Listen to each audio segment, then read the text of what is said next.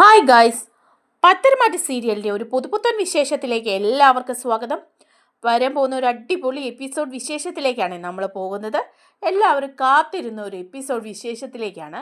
അടുത്ത് തന്നെ അതൊക്കെ വരുന്നുണ്ട് കേട്ടോ. നമ്മുടെ അബിയെക്കുറിച്ചിട്ടുള്ള ആ വലിയ സത്യം നവ്യ തിരിച്ചറിയാണ്. ആദ്യമൊന്നും നവ്യ മടിക്കുമെങ്കിലും നവ്യയ്ക്ക് അതിന് വ്യക്തമായിട്ടുള്ള തെളിവുകളൊക്കെ ലഭിച്ചു കഴിയുമ്പോൾ നവ്യ അതങ്ങ് വിശ്വസിക്കുകയാണ്.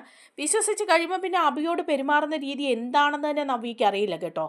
അങ്ങനെ വളരെ രൂക്ഷമായിട്ട് തന്നെ അബിയോട് പ്രതികരിക്കുകയാണ് കേട്ടോ നവ്യ. ആ ഒരു വിശേഷങ്ങളിലേക്കാണ് നമ്മൾ പോകുന്നത്. നമ്മുടെ വീഡിയോ ഇഷ്ടമായാൽ ഒന്ന് ലൈക്ക് ചെയ്യണേ, ഹൈപ്പ് ചെയ്യണേ, ചാനൽ കൂടി ഒന്ന് സബ്സ്ക്രൈബ് ചെയ്ത് സപ്പോർട്ട് ചെയ്യണേ. അങ്ങനെ കനക ആ വിവരങ്ങളൊക്കെ നവ്യയോട് പറയണം. നീ വിചാരിക്കുന്ന പോലൊന്നും അല്ല കാര്യങ്ങൾ. നീ ഇപ്പോൾ പറഞ്ഞല്ലോ, നീ ആ കുറ്റം പറഞ്ഞ ആദർശുണ്ടല്ലോ, ആദർശിൻ്റെ കാലിൽ വീണ് നീ മാപ്പ് പറയാണ് ചെയ്യേണ്ടതെന്ന് പറയുമ്പം നവ്യ ചോദിക്കുക, അതെന്തിനാ അയാളുടെ കാലിൽ വീണ് ഞാൻ മാപ്പ് പറയണത്? അതിന് ഞാൻ ഇനി ഒന്നുകൂടി ജനിക്കണം എന്ന് പറയാം. അപ്പോൾ കനക പറയാണ്, നീ ഒന്നുകൂടി ജനിച്ചാലും വേണ്ടില്ല, ഒന്നുമില്ലെന്ന് പറയാണ്. അല്ല, നിങ്ങളൊക്കെ എന്ത് കണ്ടിട്ടാണ് ആദർശിനെ ഇങ്ങനെ സപ്പോർട്ട് ചെയ്യുന്നതെന്ന് എനിക്ക് മനസ്സിലാവുന്നില്ല. അമ്മയും അച്ഛനും എല്ലാവരും സപ്പോർട്ട് ചെയ്യുന്നുണ്ടെന്ന് പറയുമ്പം കനക പറയാ, ഇത്രയൊക്കെ ആയിട്ട് നിനക്ക് മനസ്സിലാക്കാൻ സാധിച്ചില്ലേ? എല്ലാവരും സപ്പോർട്ട് ചെയ്യുന്നുണ്ടെങ്കിൽ അനന്തപുരിയിലെ ആ മുത്തശ്ശനും മുത്തശ്ശിയും വരെ ഈ കാര്യത്തിൽ ആദർശനൊപ്പമാണെങ്കിൽ എന്തെങ്കിലും അതിലുണ്ടാവുമെന്ന് അറിയാമല്ലോ എന്ന് പറയുമ്പം ഉടനെ കനകയോട് നവ്യ പറയാണ്, അത് അപ്പോൾ അബിയെ കുറ്റപ്പെടുത്താൻ വേണ്ടിയിട്ടാണല്ലേ? അപ്പോൾ അബിയുടെ തലയിലേക്ക് എല്ലാ തെറ്റും വെച്ച് കെട്ടാൻ വേണ്ടിയിട്ടാണല്ലേ എന്ന് ചോദിക്കുക. അപ്പോൾ കനക പറയേ, അങ്ങനെ ഒരു ചിന്തയൊന്നും എനിക്കില്ല. നീ ഇപ്പോൾ ഈ പറഞ്ഞ അബിയുണ്ടല്ലോ, അവൻ അവൻ ഏതെല്ലാം രീതിയിൽ നിന്നെ ഉപദ്രവിച്ചിട്ടുണ്ടെന്ന് നിനക്കറിയാം, നിന്നെ പറ്റിച്ചിട്ടുണ്ടെന്ന് നിനക്കറിയാം. എന്നിട്ടും ഇപ്പോഴും അവനും അവൻ്റെ അമ്മയും പറയുന്നതൊക്കെ നിനക്ക് വേദവാക്യമാണെന്ന് പറഞ്ഞാൽ അതിൻ്റെ അർത്ഥം എന്താ നവ്യേ? നീ എന്തിനാണ് ആ കുടുംബത്തെ ഇങ്ങനെ ദ്രോഹിക്കുന്നത്? എൻ ജ്വല്ലറിയുടെ കൂടെ നിന്ന് നീ എന്തിനാണ് ആ കുടുംബത്തെയും ആ മൂർത്തീസ് ജ്വല്ലറിയും തകർക്കാൻ ശ്രമിക്കുന്നത്? അപ്പം നവ്യ പറയാം, ഞാൻ ഒരിക്കലും അതിനുമായിട്ടൊന്നും ആയിട്ട് ശ്രമിച്ചതൊന്നുമല്ല. പ്രത്യേകിച്ച് അങ്ങനെയൊന്നും വേണമെന്ന് ഞാൻ നേരത്തെ വിചാരിച്ചിട്ടുമില്ല. പക്ഷേ അങ്ങനെ ഉണ്ടാകാൻ കാരണം എന്താണെന്ന് വെച്ചാൽ, ഒരു തെറ്റും ചെയ്യാത്ത അബിയെ ജ്വല്ലറികളിൽ നിന്നൊക്കെ പുറത്താക്കി 1 രൂപ ശമ്പളം ഇല്ലാത്തവനാക്കി മാറ്റി. എന്നിട്ട് എല്ലാ തെറ്റും ചെയ്ത ആദർശിനെ MD സ്ഥാനത്ത് തന്നെ ഇരുത്തിയിരിക്കല്ലായിരുന്നോ? ഇപ്പോഴല്ലേ ആ സ്ഥാനം തെറിച്ചത്. അങ്ങനെ കണ്ടപ്പോൾ പിന്നെ ഞാൻ പ്രതികരിക്കാതിരിക്കണോ? അമ്മ പറ, എനിക്കും എൻ്റെ കുഞ്ഞിനും ജീവിക്കണ്ടേ, അതിന് വരുമാനം വേണ്ടേ? അപ്പോൾ ജ്വല്ലറിയിൽ നിന്ന് അങ്ങനെ ഒരു ഓഫർ കിട്ടിയപ്പോൾ അത് ഞാൻ സ്വീകരിച്ചു. അതൊരു തെറ്റായിട്ടൊന്നും എനിക്ക് തോന്നുന്നില്ല. അപ്പം നവ്യയോട് കനക പറയാ, നിനക്ക് അങ്ങനെയൊന്നും തോന്നില്ല, കാരണം നിന്റെ രീതികൾ അങ്ങനെയാണല്ലോ. നേരത്തെയും നീ അങ്ങനെയാണല്ലോ. കുടുംബത്തിലുള്ളവരെ കണ്ണീര് കുടിപ്പിച്ചല്ലേ നിന്റെ പാരമ്പര്യം നീ ചോദിക്കുമ്പോൾ നവ്യ പറയാ, ഈ പറയുന്ന അമ്മയും നേരത്തെ അങ്ങനെയൊക്കെ ആയിരുന്നല്ലോ. കോടീശ്വരന്മാരെയും അതുപോലെ പണച്ചാക്കുകളെ നോക്കി മാത്രം നടക്കുകയായിരുന്നല്ലോ എന്ന് ചോദിക്കുമ്പം ഉടനെ തന്നെ കനക പറയാം, അതേടി അതെ, അതുകൊണ്ടാണല്ലോ നീ ഇന്ന് ആദർശിൻ്റെ ഭാര്യയാകേണ്ട നീ അബിയുടെ ഭാര്യയായിട്ട് ഇവിടെ നിൽക്കുന്നത്. എന്നെക്കൊണ്ട് നീ കൂടുതലൊന്നും പറയിപ്പിക്കരുതെന്ന് പറയാണ്. അപ്പോൾ നവ്യ ചോദിക്കുക, അല്ല അമ്മയ്ക്ക് എന്താ വേണ്ടത്? എന്നെ ഇവിടെ വിളിച്ചു വരുത്തി എന്തോ വലിയ കാര്യം പറയാനുണ്ടെന്ന് പറഞ്ഞിട്ട് ഇതൊക്കെയാണോ ഈ പറയുന്നതെന്ന് ചോദിക്കുക. അപ്പോൾ ഉടനെ കനക പറയാം, ആ വലിയ കാര്യം തന്നെ പറയാനാണ് വന്നത്. നിന്റെ അഹങ്കാരം കൂടി വരുന്നു. നീ അനന്തപുരിക്കാരോടും ആദർശിനോടും നയനയോടും ഒക്കെ ചെയ്യുന്ന കാര്യങ്ങൾ അതിൽ കടക്കുന്നു. അത് നിലയ്ക്ക് നിർത്തേണ്ടത് എൻ്റെ കൂടി ആവശ്യമാണ്. ഇനിയും ഇതൊന്നും കണ്ടില്ല എന്ന് നടിച്ച് നിൽക്കാനേ ഈ കനകയ്ക്കാവില്ല എന്ന് പറയണം. അപ്പോൾ ഉടനെ നവ്യ ചോദിക്കൂ, ഓ ഇനി അടുത്ത കളത്തരം ഉണ്ടാക്കിക്കൊണ്ട് വന്നിട്ടുണ്ട് അബിയെ കുറ്റപ്പെടുത്താനായിട്ട്, എന്നിട്ട് ആദർശനെ നന്മമരമായിട്ട് വാഴ്ത്താനായിട്ട്, അതിനല്ലേ എന്ന് ചോദിക്കുമ്പോൾ കനക പറയാ, എടി നീ ഈ പറഞ്ഞ ആദർശുണ്ടല്ലോ, അവൻ്റെ കാൽ കീഴി കിടക്കാനുള്ള യോഗ്യത പോലും നിനക്കൊന്നുമില്ല. ഓ ആ യോഗ്യതയൊന്നും എനിക്ക് വേണ്ട. അത് ചെയ്യുന്നുണ്ടല്ലോ അമ്മയുടെ 2ാമത്തെ മകൾ നയന. ഇത്രയൊക്കെ തെമ്മാടിയാണെന്നറിഞ്ഞിട്ടും ദുഷ്ടനാണെന്നറിഞ്ഞിട്ടും അവൻ്റെ പുറകെ വാലാട്ടി നടക്കല്ലേ അവള് സ്വത്തും പണവും മാത്രം കണ്ട് ഇങ്ങനെ നടക്കുന്ന അനന്തപുരിയിലെ സ്വത്തുക്കളൊക്കെ കണ്ട് നയനയുടെ കണ്ണ് മഞ്ഞളിച്ച് പോയതാ. അപ്പോൾ ഉടനെ കനക പറയാ, നീ ഈ പറയുന്ന ചന്തുമോളുണ്ടല്ലോ, ചന്തുമോള് ആദർശിൻ്റെ കുഞ്ഞാണെന്ന് പറഞ്ഞ് നീ പറയുന്നുണ്ടല്ലോ, ഈ ചന്തുമോളുടെ അച്ഛൻ നിന്റെ ഭർത്താവ് അബിയ, അത് നിനക്കറിയോ എന്ന് ചോദിക്കുക. അപ്പോൾ പെട്ടെന്ന് വലിയ ഭാവമാറ്റമൊന്നും തോന്നുന്നില്ല കേട്ടോ നമ്മുടെ നവ്യയ്ക്ക്. നവ്യ പറയണം, ഞാൻ ഇതിൻ്റെ അപ്പുറമൊക്കെ പ്രതീക്ഷിച്ച് തന്നെയാണ് നിന്നത്. ഈ ഒരു കാര്യം പറയാനായിരിക്കും അമ്മ വന്നത്. ഇതവിടെയും ഇടയ്ക്ക് ഒളിഞ്ഞും തെളിഞ്ഞും ഓരോരുത്തർ സൂചനകൾ തരുന്നുണ്ടായിരുന്നു. അബി പറഞ്ഞു, എല്ലാവരും ഇങ്ങനൊരു കുറ്റം എൻ്റെ തലയിൽ വെച്ച് കെട്ടാൻ സാധ്യതയുണ്ട്, ആദർശനെ കുറ്റവിമുക്തനാക്കാനെന്ന്. അപ്പോൾ ഉടനെ കനക പറയാ, നിന്നോട് പറഞ്ഞിട്ട് ഒരു കാര്യമില്ല. എടി ആ അനഘയെയും ചതിച്ച് ചന്തുമോക്ക് ജന്മം നൽകിയിട്ട് ഒളിച്ച് താമസിച്ച് നിന്നെയും പറ്റിക്കുന്നത് നിന്റെ ഭർത്താവ് അബി തന്നെയാണ്, അല്ലാതെ ആദർശല്ല. നയനയ്ക്കും ആദർശനും ആ വീട്ടിലുള്ള മറ്റെല്ലാവർക്കും ഈ വിവരം അറിയാം. പക്ഷേ അവരാരും നീ എൻ്റെ ജീവിതം തകരണ്ടല്ലോ, നീ എങ്ങനെ പ്രതികരിക്കും എന്നൊക്കെ ആലോചിച്ചിട്ട് പറയാതിരിക്കുന്ന. അപ്പം നവ്യ പറയാ, എൻ്റെ ജീവിതം തകരുമെന്ന് ഓർത്തിട്ട് അവിടെ എല്ലാവർക്കും അത്രയ്ക്ക് അങ്ങ് വിഷമമാണോ? അതേടി, നയനയും ആദർശും അതുകൊണ്ട് മാത്രമാണ് നിന്നോട് പറയാത്തത്. പിന്നെ ഇതിനൊക്കെ എന്തെങ്കിലും തെളിവുണ്ടോ? നിങ്ങളെല്ലാം വാഗോണ്ട് പറയുന്നതല്ലേ.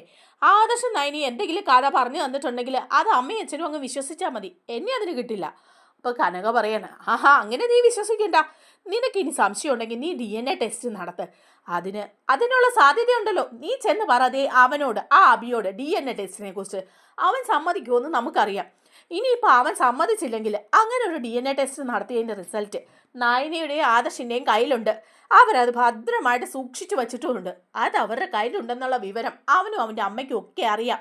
അതുകൊണ്ടാണ് ജലജയും അഭിയും ഒക്കെ ദേവയാനി പറയുന്നത് കേട്ട് അടങ്ങി ഒതുങ്ങി അവിടെ നിൽക്കുന്നത്. വേലക്കാരെ പോലെ, അടിമകളെ പോലെ അവിടെ പണി ചെയ്യുന്നത്. അല്ലാതെ അനുസരണ കൊണ്ടോ സ്നേഹം കൊണ്ടോ ദയ കൊണ്ടോ ഒന്നും അല്ല. നിന്നോട് ഈ സത്യങ്ങളൊന്നും അവരാരും വിളിച്ച് പറയരുതെന്നുള്ളത് കൊണ്ട് മാത്രമാണെന്ന് പറയാം. അപ്പോൾ ഉടനെ പറയുകയാണ് കേട്ടോ നവ്യ. അങ്ങനെയും ഉണ്ടോ എന്ന് ചോദിക്കുക. അങ്ങനെയുണ്ട്. അല്ല, നീ വിശ്വസിക്കണ്ട, നീ അവനോട് പറ DNA ടെസ്റ്റ് ചെയ്യാന്ന്.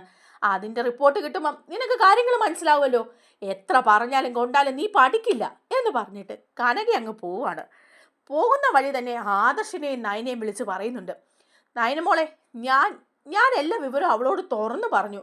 നയന് ചോദിക്കുക, എന്താമേ? ആ അബിയുടെ കാര്യം, ചന്തുമോളുടെ അച്ഛൻ അബിയാണെന്നുള്ള വിവരം ഞാൻ നവിയോട് പറഞ്ഞു. അപ്പം നയന് ചോദിക്കുക, എന്തിനാമ ഇപ്പം അത് പറയാൻ പോയേ? അപ്പോൾ കനക പറയുക, ഇനി അത് പറയാതിരുന്നാൽ ശരിയാവില്ല നയനമോളെ. അവൾ അതുപോലുള്ള അഹങ്കാരം കാണിക്കുന്നത്. ആ കുടുംബത്തിലുള്ളവരുടെ ശാപം, ആ മുത്തച്ഛൻ്റെയും മുത്തശ്ശിയുടെയും ശാപം അവൾക്ക് വീഴും. അവൾ സത്യം അറിയണം. അതുമല്ല, അബിയുടെയും ജലജയുടെയും മുമ്പിൽ ഒരു കളിപ്പാവെ പോലെ പൊട്ടിയായിട്ട് ജീവിക്കുക അവൾ. അത് കണ്ടിട്ടുള്ള വിഷമം കൊണ്ടാണ് ഞാൻ പറഞ്ഞത്. എന്നായാലും എപ്പോഴായാലും അവൾ അറിയേണ്ടതല്ലേ. അപ്പോൾ ഉടനെ നയന് ചോദിക്കുക, എവിടെ വെച്ചാൽ അമ്മേ പറഞ്ഞത്? ഞാൻ ആ ബീച്ചിൽ വെച്ചാണ് പറഞ്ഞത്. ഞാനിങ്ങ് പോന്നു. അവൾ അവിടെ നിൽപ്പുണ്ട്. അവൾ പൂർണ്ണമായിട്ടും വിശ്വസിച്ചിട്ടൊന്നുമില്ല. ഇനി സംശയം ഉണ്ടെങ്കിൽ DNA ടെസ്റ്റ് ചെയ്തോളാൻ ഞാൻ പറഞ്ഞിട്ടിങ്ങ് പോന്നു. അപ്പോൾ ഉടനെ തന്നെ ഞെട്ടിപ്പോവാൻ നയന. എന്തെങ്കിലും ചെയ്യുമോ ചേച്ചി? കടൽ തീരത്ത് ഒറ്റയ്ക്ക് നിർത്തിയിട്ട് അമ്മ ഇങ്ങ് പോന്നോ എന്ന് പറഞ്ഞ് ഫോൺ കട്ട് ചെയ്യുക. എന്നിട്ട് പെട്ടെന്ന് നയന ആദർശിനെ വിളിക്കുക. ആദർശേട്ടാ, നവ്യേച്ചിയോട് അമ്മ എല്ലാ കാര്യങ്ങളും വെട്ടി തുറന്ന് പറഞ്ഞു. അപ്പോൾ ആദർശ് പറയുക, എന്നിട്ട് നവ്യ എന്ത് പറഞ്ഞെന്നൊന്നും അറിയില്ല. അവിടെ ബീച്ചിൽ നിൽപ്പുണ്ട്. അമ്മ ഇങ്ങ് പോന്നു. നവ്യേച്ചി പൂർണ്ണമായിട്ട് വിശ്വസിച്ചില്ലെങ്കിലും എന്തൊക്കെ ആലോചിച്ച് നിൽക്കുക എന്നാണ് പറഞ്ഞത്. നമുക്ക് ബീച്ചിലോട്ട് പെട്ടെന്ന് ചെല്ലാം. ചേച്ചി എന്തെങ്കിലും കടുങ്കൈ ചെയ്താലോ? ഒറ്റയ്ക്കല്ലേ ഉള്ളൂ, നമുക്ക് പെട്ടെന്ന് പോകാം ആദർശേട്ടാ എന്ന് പറയാം. അങ്ങനെ ആദർശിനെ കൂട്ടിയിട്ട് നയന പോവാണ് കേട്ടോ ബീച്ചിലേക്ക്. നയനയും ആദർശും ബീച്ചിലേക്ക് ചെല്ലുക. അപ്പോൾ നവ്യ അവിടെ ഇങ്ങനെ ആലോചിച്ചിങ്ങനെ നിൽപ്പുണ്ട്. നവ്യയുടെ മനസ്സിൽ കൂടി 100 കൂട്ടം കാര്യങ്ങൾ പോവാണ്. ഇവരൊക്കെ പറയുന്നത് ശരിയാണോ? ഒളിഞ്ഞു തെളിഞ്ഞുമൊക്കെ ഇവർ പല സൂചനകളും എനിക്ക് തന്നു. പക്ഷേ എനിക്കങ്ങ് വിശ്വസിക്കാനേ പറ്റുന്നില്ല. അബി ഉറപ്പിച്ച് പറഞ്ഞിരിക്കുക. പല പ്രാവശ്യവും അവനെന്നെ പറ്റിച്ചിട്ടൊക്കെ ഉണ്ട്. പക്ഷേ ഇക്കാര്യത്തിലും അവൻ എന്നെ ചതിക്കുമോ? അവനെന്നെ ചതിച്ചാൽ ഞാൻ അവനെ വെച്ചേക്കില്ല. എനിക്കിതിൻ്റെ സത്യാവസ്ഥ അറിയണം. അമ്മ പറയുന്ന പോലെ DNA ടെസ്റ്റ് ചെയ്താൽ അറിയാൻ പറ്റുമല്ലോ. മാത്രമല്ല, ആദർശം നയനയും ചെയ്ത് അതിൻ്റെ റിപ്പോർട്ട് അവർ കയ്യിലുണ്ടെന്നും പറഞ്ഞു. ഇനി അത് വിശ്വസിക്കാൻ പറ്റില്ലെങ്കിൽ അബിയോട് ചെയ്യാൻ ആവശ്യപ്പെടാം. അവൻ്റെ നിരപരാധിത്വം അവൻ തന്നെ തെളിയിക്കട്ടെ എന്നൊക്കെ ഇങ്ങനെ ചിന്തിച്ച് നിന്നിട്ട് അങ്ങ് നടന്നു പോവാണ് കേട്ടോ. അപ്പോഴാണ് ആദർശും നയനയും കൂടി വരുന്നത്. അവർ നോക്കുമ്പം നവ്യ അങ്ങ് നടന്നു പോവാണ്. നവ്യ നടന്ന് കാറിൽ കയറി പോവുക ആനന്ദപുരിയിലേക്ക്. അപ്പോൾ ആദർശനും നയനയ്ക്കും ഒക്കെ ഒരുമാതിരി സമാധാനമായി. നയന പറയാം ആദർശനുണ്ട്, ആദർശേട്ടാ പോയിട്ടുണ്ട് ചേച്ചി വീട്ടിലേക്ക്. ഇനിയിപ്പം പ്രശ്നമൊന്നും ഉണ്ടാവില്ലായിരിക്കും. അവിടെ ചെന്ന് ഇനി അബിയോട് എന്തെല്ലാം പറയുമോ, എങ്ങനെയൊക്കെ ആയി തീരുമോ? ചേച്ചി കുഞ്ഞിനെ എടുത്ത് വീട്ടിലേക്ക് ഇറങ്ങി പോരുമായിരിക്കും. എന്താ സംഭവിക്കാൻ പോകുന്നതെന്ന് അറിയില്ല. എനിക്ക് ആകെപ്പാടെ ടെൻഷൻ ആവുന്നു എന്ന് പറയാം. അപ്പോൾ ആദർശ് പറയുന്നുണ്ട്, നീ അങ്ങനെ ടെൻഷൻ അടിക്കാനൊന്നും പോവണ്ട. ഇപ്പോൾ അനന്തപുരിയിലേക്ക് ചെന്നാൽ അവിടെ എല്ലാവരും ഉണ്ടല്ലോ. അവരെല്ലാവരും കൂടെ എന്തെങ്കിലുമൊക്കെ തീരുമാനം എടുത്തോളും. പ്രത്യേകിച്ച് ഒന്നും സംഭവിക്കാനൊന്നും പോകുന്നില്ല. അല്ല, നവ്യ ഇനി അബിയോട് ചോദ്യം ചെയ്ത് കാര്യങ്ങൾ മനസ്സിലാക്കുകയാണെങ്കിൽ അങ്ങനെ ആവട്ടെ. എന്നായാലും ഇതൊക്കെ അറിയേണ്ടതല്ലേ എന്നിങ്ങനെ പറയാണ്. അങ്ങനെ നവ്യാണെങ്കിൽ അവിടെ ചെല്ലുക. അപ്പം നവ്യ അങ്ങോട്ട് ചെല്ലുന്ന കാണുമ്പോഴേ അബിയും ജലജയും ഇങ്ങനെ മുകളിൽ നിന്നും നോക്കിക്കൊണ്ടിരിക്കുക ബാൽക്കണിയിൽ. അപ്പോൾ അങ്ങോട്ട് തന്നെ തുള്ളിച്ചാടി അമ്മ എന്തോ കാര്യം പറയാനുണ്ടെന്ന് പറഞ്ഞാണ് കേട്ടോ പോയത്. ബീച്ചിലേക്ക് ചെല്ലാൻ പറഞ്ഞെന്നും അമ്മയ്ക്ക് എന്തോ രഹസ്യം പറയാനുണ്ടെന്നൊക്കെ പറഞ്ഞിട്ടല്ലേ പോയത്. അപ്പോൾ ഇവർക്കൊരു പേടിയുണ്ട്, എന്തായിരിക്കും പറഞ്ഞിരിക്കുന്നത്, ഇനി ഈ കാര്യങ്ങളെല്ലാം വിളിച്ച് പറഞ്ഞിട്ടുണ്ടാവുമോ കനക എന്നുള്ളൊരു പേടിയുണ്ട്. അപ്പോൾ ജലജ അബിയോട് പറയാ, എടാ ആണ്ട് അവൾ വന്നിട്ടുണ്ട്. നല്ല ദേഷ്യഭാവത്തിൽ തന്നെ അവൾ വന്നിറങ്ങിയിരിക്കുന്നത്. ഇനി ആ കനക എന്തിനായിരിക്കും അവളെ വിളിച്ചത്? ഈ സത്യങ്ങളൊക്കെ അവളോട് തുറന്നു പറയാനായിരിക്കുമോ നമ്മളെക്കുറിച്ച്? അപ്പോൾ അഭി പറയാം, ഏയ് അങ്ങനൊന്നും പറയില്ല. അങ്ങനെ എന്തെങ്കിലും പറഞ്ഞാൽ ഇവളെന്തെങ്കിലും കടുങ്കൈ ചെയ്താലോ എന്തെങ്കിലും പ്രശ്നം ഉണ്ടായാലോ എന്നൊക്കെ ഓർത്തിട്ട് അങ്ങനെയൊന്നും പറയുമെന്ന് തോന്നുന്നില്ല എന്ന് പറയാം. അപ്പം ജലജ പറയാ, ഒന്നും പറയാൻ പറ്റില്ല. ആ കനകയല്ലേ, അവളുടെ സ്വഭാവം വിശ്വസിക്കാൻ പറ്റില്ല.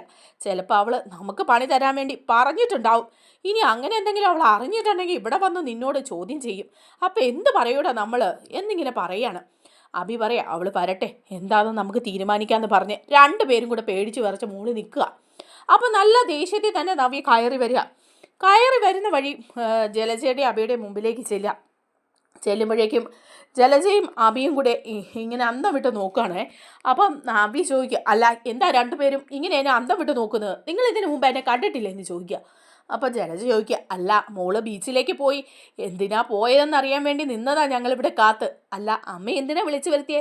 എന്തോ വലിയ കാര്യം പറയാനുണ്ടെന്ന് പറഞ്ഞ് എന്താ കനക പറഞ്ഞേ എന്ന് ചോദിക്കുക. അത് ചോദിക്കുമ്പോൾ നവ്യ പറയാ, അല്ല എന്താ നിങ്ങൾക്ക് ഇപ്പം അതറിയാൻ ഇത്ര താല്പര്യം? രണ്ടു പേരുടെയും മുഖത്ത് നല്ല പരിഭ്രമവും കാണുന്നുണ്ടല്ലോ. എന്താ എന്തെങ്കിലുമൊക്കെ ഒപ്പിച്ച് വെച്ചിട്ടുണ്ടോ എന്ന് ചോദിക്കുക. അയ്യോ ഞങ്ങളെന്താ ഒപ്പിച്ച് വെക്കാനാ? ഞങ്ങളൊന്നും ഒപ്പിച്ച് വെച്ചില്ല. മോളുടെ മുഖത്ത് എന്തൊക്കെയോ ടെൻഷൻ കാണുന്നു, അതുകൊണ്ട് ചോദിച്ചെന്നേ ഉള്ളൂ എന്ന് പറയാം. എനിക്കൊന്നും പറയാനില്ല എന്ന് പറഞ്ഞ് റൂമിലേക്ക് കയറി പോവാ നവ്യ. അപ്പോഴേക്കും ജലജ പറയാം, എടാ അഭി നീയും കൂടെ ചെല്ല്, അവളൊന്നും അറിഞ്ഞിട്ടുണ്ടെന്ന് തോന്നുന്നില്ല. അറിഞ്ഞിട്ടുണ്ടെങ്കിൽ അവൾ ഇതൊന്നും അല്ല ഇതിൻ്റെ അപ്പുറവും കാണിച്ച കൂട്ടിയേനെ എന്ന് പറയാം.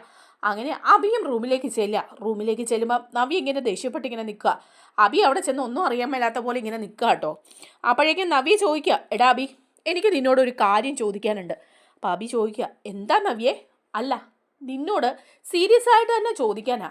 പല ദിവസങ്ങളിൽ ഞാൻ നിന്നോട് ഈ ചോദ്യം ചോദിച്ചിട്ടുണ്ട്, പക്ഷെ നീ അതിനൊന്നും വ്യക്തമായ മറുപടി തന്നിട്ടില്ല. ഈ വീട്ടിലുള്ള പലരും ഒളിഞ്ഞും തെളിഞ്ഞും എനിക്ക് പല സൂചനകളും തന്നിട്ടുണ്ട്. അതൊന്നും ഞാൻ വിശ്വസിച്ചിട്ടില്ല. നിന്നെ വിശ്വസിച്ച് തന്നെയാണ് ഞാൻ ഇപ്പോഴും നിൽക്കുന്നത്. ഇനി ഈ വിശ്വാസത്തിനൊരു മാറ്റം ഉണ്ടായാലുണ്ടല്ലോ. ഉടനെ അഭി ഞെട്ടിപ്പോവാണ്. അഭി ചോദിക്കുക, എന്താ നവ്യേ നിന്റെ മനസ്സിൽ എന്താ ഉള്ളതെന്ന് പറ, അല്ലാതെ പിന്നെ ഞാനെങ്ങനെ അറിയാനാ? അപ്പം നവ്യ പറയാ, എടാ അമ്മ എന്നെ വിളിച്ച് എന്തിനാണെന്നറിയാവോ? എന്നോട് ചില കാര്യങ്ങൾ പറയാനാ. ആ ചന്തുമോളുടെ അച്ഛൻ നീയാണെന്ന് അമ്മ പറഞ്ഞു. ആദർശിൻ്റെ കുഞ്ഞല്ല അതെന്നും നീ അനഘയെ ചതിച്ച് നിന്റെ കുഞ്ഞാണ് ചന്തുമോളെന്നും അമ്മ എന്നോട് പറഞ്ഞു എന്ന് പറയാ. അപ്പോൾ അഭി, അയ്യോ അങ്ങനെ പറഞ്ഞോ? അത് പറയാനാണോ നിന്റെ അമ്മ അങ്ങോട്ട് വിളിച്ചു വരുത്തിയത്? ഇതെന്താ എല്ലാവരും കൂടി ഇങ്ങനെയൊക്കെ? അതാ എനിക്ക് പറയേണ്ടത്, എല്ലാവരും കൂടി ഇത് എന്താ ഇങ്ങനെയൊക്കെയെന്ന്. അപ്പോൾ അഭി പറയാ, അതൊക്കെ ചുമ്മാ പറയുന്നതാന്നേ, ആദർശിനെ രക്ഷപ്പെടുത്താൻ വേണ്ടിയിട്ട് എല്ലാവരും നുണ പറയുന്നതാ. അപ്പോൾ നവ്യ പറയാ, പിന്നെ ഞാനങ്ങനെ വിശ്വസിച്ചിട്ടില്ല. എൻ്റെ അമ്മ അങ്ങനെ എന്നോട് വന്ന് നുണയൊന്നും പറയില്ല. ആദർശിനെ രക്ഷിക്കാനാണെങ്കിൽ പോലും ഇങ്ങനൊരു കള്ളം വന്ന് പറയില്ല. ആദർശിനെ പോലെ നീയും അവരുടെ മരുമകൻ തന്നെയല്ലേ? നിന്നെ അകത്താക്കിയിട്ട് ആദർശിനെ രക്ഷിക്കേണ്ട കാര്യം എന്താ അവർക്ക്? അല്ല നവ്യ നീ അത് വിശ്വസിച്ചോ? ഞാൻ നിന്നോടുള്ള സത്യമെല്ലാം പറഞ്ഞതല്ലേ, ആദ്യമേ തന്നെ അറിഞ്ഞതല്ലേ, മുത്തശ്ശനും അംഗീകരിച്ചതല്ലേ ആദർശിൻ്റെ കുഞ്ഞാണെന്ന്. പോരാത്തതിന് നയന അവളും പറഞ്ഞല്ലോ ആദർശിൻ്റെ കുഞ്ഞാണെന്ന്. അതുകൊണ്ടല്ലേ അവരുടെ മകളായിട്ട് ചന്തുമോളെ വളർത്തിക്കൊണ്ടിരിക്കുന്നത്. പിന്നെ ഇപ്പം നിനക്കെന്താ ഒരു സംശയം? ആ എനിക്ക് സംശയമുണ്ട്, നേരത്തെയും ഉണ്ടായിരുന്നു, ഇപ്പോഴും ഉണ്ട്. ഇനിയൊന്നും വിശ്വസിക്കാൻ പറ്റില്ലല്ലോ. അതുകൊണ്ട് എനിക്ക് നല്ല സംശയമുണ്ട്. അതുകൊണ്ട് നീ ഒരു DNA ടെസ്റ്റിന് തയ്യാറാവണം. ആ സംശയങ്ങളെല്ലാം തീരണം. ഇവിടെയുള്ളവരെ എല്ലാവരെയും വിശ്വസിപ്പിക്കണം. ഇനി ആരും നിന്റെ നേർക്ക് ഒരു വിരൽ ചൂണ്ടാൻ പാടില്ല. ചന്തമോളുടെ അച്ഛൻ നീയാണെന്നുള്ള അല്ലെന്നുള്ള കാര്യം എല്ലാവരും അറിയണം. അങ്ങനെയാണെങ്കിലല്ലേ ഉള്ളൂ നമുക്ക് സന്തോഷത്തോടെ ജീവിക്കാൻ പറ്റുള്ളൂ. എല്ലാവരും നിന്റെ പേരിൽ ഈ കാര്യത്തിൽ കുറ്റം ചാർത്തി തരുന്നത് എനിക്ക് സഹിക്കാൻ പറ്റില്ല. അതുകൊണ്ട് നീ ഒരു DNA ടെസ്റ്റിന് തയ്യാറാവണമെന്ന് പറയാം. അത് കേൾക്കുമ്പോഴേ അഭി ഞെട്ടിപ്പോവാണ്. ഇനിയിപ്പോൾ ഒരു DNA ടെസ്റ്റ് നടത്തി കഴിഞ്ഞാൽ സത്യം തെളിയും, അതോടുകൂടി എല്ലാ പണിയും തീരും എന്ന് മനസ്സിലാവുകയാണ്. അപ്പോഴേക്കും അഭി ഇങ്ങനെ അന്തം വിട്ട് മിണ്ടാ നിൽക്കുന്നതുകൊണ്ട് നവ്യ ചോദിക്കുക, എന്താടാ ഞാൻ പറഞ്ഞത് നീ കേട്ടില്ലേ? നീ അതിന് തയ്യാറല്ലേ എന്ന് ചോദിക്കുക.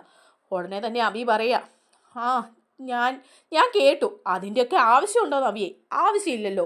നിനക്കെന്നെ വിശ്വാസമല്ലേ? ഇനിയിപ്പോൾ ഒരു DNA ടെസ്റ്റൊക്കെ നടത്തുക എന്ന് പറഞ്ഞാൽ ആളുകൾ എന്ത് വിചാരിക്കും? നിനക്കെന്നെ വിശ്വാസം ഇല്ലാഞ്ഞിട്ടാ അങ്ങനെ ചെയ്തതെന്ന് പറയില്ലേ എന്ന് പറയുമ്പോൾ നവ്യ പറയാ, ആണെങ്കിൽ എന്താടാ, എന്തായാലും DNA ടെസ്റ്റിന് നീ തയ്യാറായിക്കോ. അത് നടത്തിയിരിക്കും. ഇനിയിപ്പോൾ ടെസ്റ്റൊക്കെ നടത്തി നീയാണ് ആ കൊച്ചിൻ്റെ അച്ഛനെന്നെങ്ങാനും അറിഞ്ഞ, എന്നെ ഇത്രയും നാൾ നീ വഞ്ചിക്കുകയായിരുന്നെന്ന് ഞാൻ അറിഞ്ഞ, അപ്പം ഞാൻ ചെയ്യാൻ പോകുന്ന എന്താണെന്ന് നീ കണ്ടോണം എന്ന് പറഞ്ഞ് അബിയെ വെല്ലുവിളിക്കുകയാണ്. അതോടുകൂടി അബി ഞെട്ടി അങ്ങ് പോവുക, ഐസായി പോവുക കേട്ടോ. തീർന്നല്ലോ പരിപാടി എന്ന് ഓർക്കുകയാണേ. ഇനി എന്തെങ്കിലും കുതന്ത്രം പ്രയോഗിച്ച് അവിടെ ഒന്ന് പിടിച്ചു നിൽക്കണം എന്നൊക്കെ അബിക്കുണ്ട്. പക്ഷെ നവ്യ സമ്മതിക്കുന്നില്ല. നവ്യ DNA ടെസ്റ്റിലേക്ക് തന്നെ പോവാണ്. അപ്പോൾ ഉടനെ ഇതെല്ലാം അറിഞ്ഞിട്ട് നയന വിളിക്കുക നവിയെ. എന്നിട്ട് ചോദിക്കുക, ചേച്ചി ചേച്ചി എന്താ അമ്മ ചേച്ചിയോട് എന്തെങ്കിലും പറഞ്ഞോ എന്ന് ചോദിക്കുക. അപ്പോൾ ഉടനെ തന്നെ നവ്യ പറഞ്ഞു അല്ല, എന്നിട്ട് ചേച്ചി ചേച്ചി എന്ത് പറഞ്ഞു, അഭിയോട് ചേച്ചി ചോദിച്ചോ? അപ്പോൾ ഉടനെ നവ്യ ചോദിക്കുക, അല്ല നിനക്കെന്താ ഇക്കാര്യത്തിൽ ഇത്ര താല്പര്യം? അങ്ങനെ ഒരു സംശയം ഉണ്ടായിരുന്നെങ്കിൽ ഇനിയിപ്പോൾ അഭിയുടെ കുഞ്ഞാണ് ചന്തുമോളെങ്കിൽ നീയും ആദർശേട്ടനും എന്തിനാ പറഞ്ഞത് നിങ്ങളുടെ കുഞ്ഞാണെന്ന്? ആദർശേട്ടൻ്റെ കൊച്ചാണെന്ന് ഈ വീട്ടിലെല്ലാവരും പറഞ്ഞത് എന്തുകൊണ്ടാ?